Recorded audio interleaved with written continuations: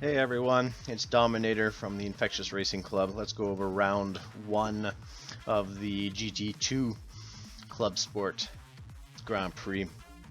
At the start, I'm actually going to use my orange nitro here on this hill. Try and accelerate as much as possible and get up to top speed. I haven't really noticed, and you'll see here, I'm just tapping around these corners, trying not to really move the car a whole lot so that the acceleration can work at maximum. I haven't noticed here. A lot of us will think that we can get some airtime off of this piece. I haven't really noticed that, and when I've used my orange nitro here, I haven't really seen any advantage. So that's why I'm starting it early, so that over the course of this entire segment here leading up to the ramp, my car is accelerating at a little bit higher speed than if I were to just use it here. Here I'm doing 360s, and I'm going to go immediately into orange nitro. That's a change from my prior stance where I would go into yellow. If you avoid the walls, you'll get a perfect run, and that will help you to prepare for shockwave coming up. Now I'm going to keep going here, and once I land and I'm into this last rotation, really I'm drifting and trying to position the car, so I'm countering the direction of the rotation of the car so that I can get the nitro I need in order to be ready for shockwave here. Now I'm flying right over top of this mound here. If you had just hit it correctly off of the side of that barricade, you could get a little bit extra airtime, but I haven't noticed that being of much of a help. In some cases, if you hit it wrong, I've noticed that it actually slows you down more than it benefits you. Once I land and I clear that segment, I am doing just a small drift here so that I don't crash into the truck. And then I'm going to hold the nitro. I'm going to drift early here where you see obviously these tracks. I don't know who's there. And then go down into orange. Now at the top, when you're leading from the road into this segment, there is a slow spot. So you kind of want to be in a nitro state if you, or at least, once you're positioned properly, get into a nitro state so that you can pick up your speed again. I'm going to line up for this blue bottle here and continue the orange right on through, because once you're here, then you've avoided all the places where you're going to slow down. You don't want to be caught up on the right hand side.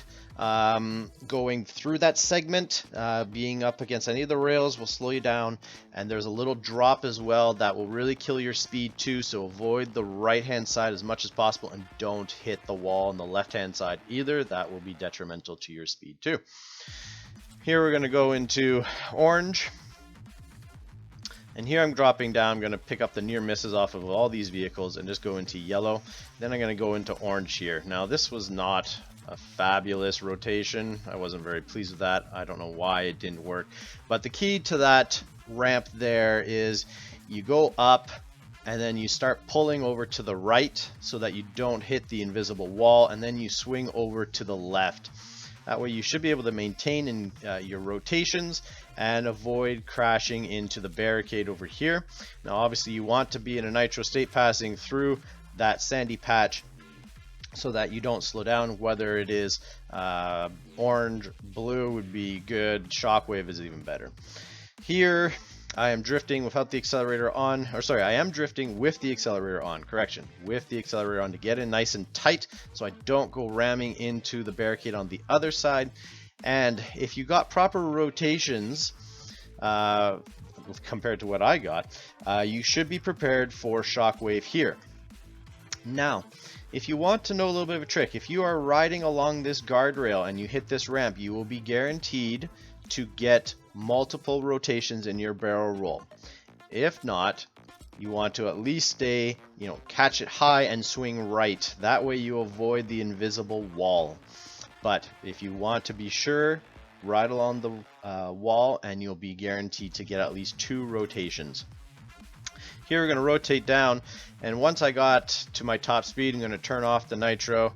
I'm drifting slightly here so that whatever nitro I needed to get a full bar to go into shockwave, I do. And there again, same principle. If you ride along the wall, you will then get the full rotations the multiple rotations that you need to keep going in shockwave here.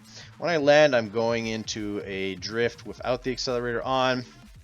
Here I didn't have enough for shockwave, so I went into orange instead, and then went into yellow. 360s coming up here. Be careful, because the car can continue to do 360s as you try to position yourself. And here, get into orange, into yellow. Now the key that I'm trying to do here is that I would have preferred to have been in a little bit tighter, picking up that orange bottle sooner, probably with the back end, so that I'd be in much tighter on this corner. But instead, I'm going to do the shockwave.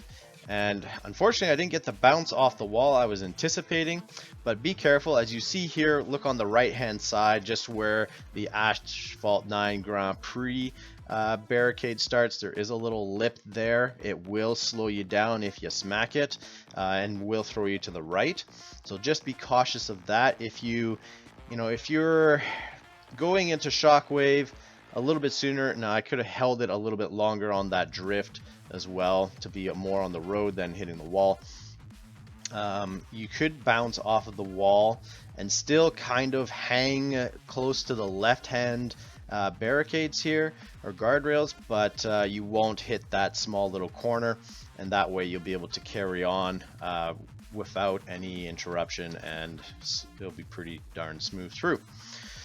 So those are the things that I am looking at and thinking of, and that was a 1:04.011 time. When I've had it cleaner, obviously some things in this run didn't quite work out. As you can see, my best practice time with a fully tuned 2-star is a 1:03.671. Now, most of my times are hovering around this 1:04 point, let's say 2 range. The 1:03, everything went perfect. Everything was perfectly smooth. So good luck to all of you guys, and I'll see you on the track.